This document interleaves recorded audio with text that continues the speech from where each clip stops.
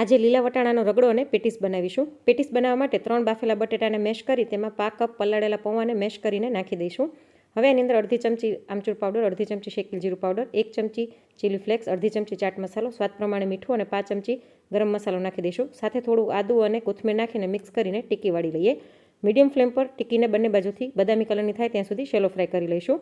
રગડો બનાવવા માટે 2 ટેબલસ્પૂન જેટલું તેલ લઈ તેમાં અડધી ચમચી જીરું, 5 ચમચી હિંગ, અડધી ચમચી હળદર નાખી 1 ચમચી આદુ મરચાંની પેસ્ટ નાખીને બરાબર સાંતળી લઈશું.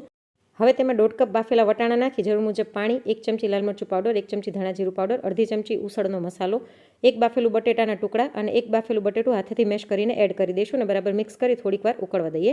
ઉપરથી થોડી કોથમીર નાખીને હવે રગડાને સર્વ કરી દઈએ. પ્લેટમાં રગડો લઈ ઉપરથી 2 ટિક્કી રાખી ઉપરથી થોડોક રગડો, મીઠી ચટણી, લાલ ચટણી અને લીલી ચટણી નાખી ઉપરથી ઝીણી સેવ અને ઝીણી સુધારેલી ડુંગળી નાખી દઈશું. ડિટેલ રેસીપી માટેની લિંક નીચે ડિસ્ક્રિપ્શન બોક્સમાં આપેલી છે.